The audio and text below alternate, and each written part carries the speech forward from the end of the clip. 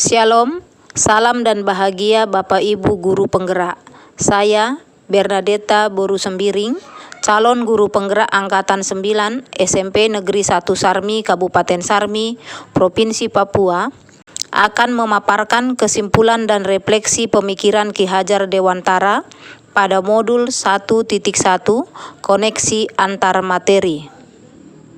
Raden Mas Wardi Suryaningrat dikenal dengan Ki Hajar Dewantara, lahir di Yogyakarta 2 Mei 1889.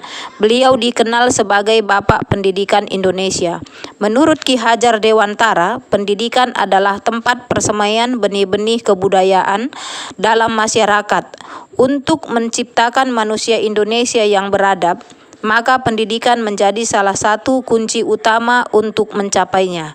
Pendidikan dapat menjadi ruang berlatih tumbuhnya nilai-nilai kemanusiaan yang dapat diwariskan. Selanjutnya, berikut ini ada 6 pokok pemikiran Ki Hajar Dewantara. Yang pertama, pendidikan sebagai tuntunan. Dalam konteks sosial budaya, menuntun berarti diwujudkan dalam keteladanan guru dalam proses pendidikan, baik keteladanan sikap, karakter, dan perilaku. Karena anak belajar dari apa yang mereka lihat dan rasakan. Menuntun juga berarti mendidik dan mengajar anak sesuai potensi, minat, dan bakatnya. 2. Kodrat alam dan kodrat zaman. Pendidikan harus mempertimbangkan kodrat alam dan kodrat zaman, karena kedua hal ini tidak dapat dipisahkan dalam diri anak. Seorang anak telah memiliki kodrat alam seperti potensi, bakat, kemampuan yang unik dan berbeda-beda antara satu dengan yang lainnya, sehingga guru diharapkan mampu memfasilitasi agar mereka bisa tumbuh maksimal sesuai jenjang usia mereka. Pembelajaran akan menjadi menyenangkan jika dilakukan sesuai kodrat anak, yaitu bermain. Sementara kodrat zaman, bagaimana seorang guru mampu membimbing anak agar siap hidup mandiri dalam zaman yang terus berubah. Ketiga, petani. Guru ibarat petani yang menyiapkan lahan, memupuk, mengairi, dan membersihkan hama agar bibit tumbuh subur, berbunga, kemudian berbuah. Petani dapat mengupayakan tumbuhnya bibit dengan sebaik-baiknya, tetapi tidak dapat mengubah kodrat bibit menjadi tanaman lain. Demikian pula guru. Guru dapat mengupayakan bertumbuhnya potensi anak dengan sebaik-baiknya, tetapi tidak dapat mengubah kodrat anak. 4. Prinsip bukan tabula rasa. Anak lahir bukan kertas kosong yang bisa diisi oleh orang dewasa sesuai kehendaknya. Anak sudah membawa garis-garis dan coretannya masing-masing. Tugas guru adalah menebalkan garis yang baik-baik dan membiarkan garis yang tidak baik agar tidak terlihat. Guru menuntun agar anak menampakkan potensinya menjadi nyata sekaligus meminimalisasi sifat atau tabiat buruknya. 5. Budi pekerti. Pendidikan itu adalah benih-benih kebudayaan yang dapat mengantarkan murid pada budi pekerti seperti olah cipta, olah rasa, olah karsa, dan olahraga yang luhur. 6. Berhamba pada anak. Mementingkan kepentingan anak dari segalanya yang menekankan pada minat, kebutuhan, dan kemampuan individu. Menghadirkan model dan metode belajar yang menggali motivasi untuk mengembangkan kualitas sumber daya manusia yang dibutuhkan di era mendatang. Berikut kesimpulan yang dapat ditarik dari materi pemikiran Ki Hajar Dewantara. 1.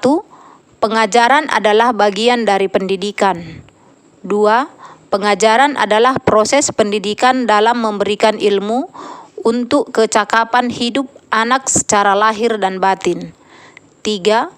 Pendidikan pada hakikatnya adalah menuntun terhadap segala kekuatan, kodrat yang dimiliki anak agar ia mencapai keselamatan dan kebahagiaan yang setinggi-tingginya, baik sebagai manusia maupun sebagai anggota masyarakat.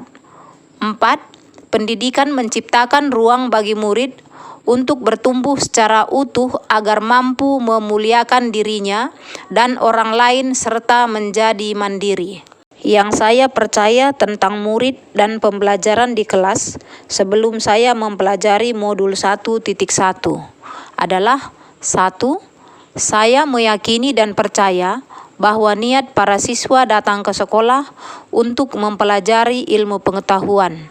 2. Dalam pembelajaran, saya memandang pentingnya transfer pengetahuan dari guru kepada murid sehingga guru harus aktif mengajar.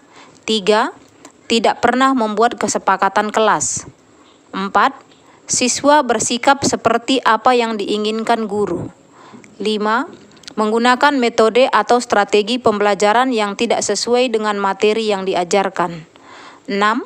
Siswa bersikap seperti apa yang diinginkan guru. 7. Sering memberikan teguran ketika murid berbuat salah. 8. Fokus pada ketuntasan target kurikulum. Namun, setelah saya mempelajari modul 1.1 tentang pemikiran Ki Hajar Dewantara, saya menyadari bahwa apa yang saya pikirkan dan saya lakukan selama ini tidaklah tepat dan seharusnya 1. Terjadi perubahan dalam pola pikir saya terhadap siswa dan pembelajaran. 2. Pembelajaran dilaksanakan dengan berbagai model atau metode. 3. Saya sangat optimis ada mimpi dan cita-cita dalam benak setiap anak saat mendatangi sekolah. 4. Saya percaya murid punya inisiatif belajar meski tidak disuruh oleh guru. 5. Guru harus mengenal keberagaman peserta didik. 6. Pembelajaran hendaknya dilaksanakan dengan cara among. 7. Guru juga dapat menggunakan berbagai sumber belajar seperti lingkungan, majalah, narasumber, internet, dan lain-lain yang dapat segera saya terapkan dalam pembelajaran di kelas yang mencerminkan pemikiran Ki Hajar Dewantara. Antara lain, 1. Melakukan pembiasaan berliterasi sebelum pembelajaran dimulai. 2. Menerapkan pembelajaran abad 21, yakni berpikir kritis, kreatif, komunikasi, dan kolaborasi. 3.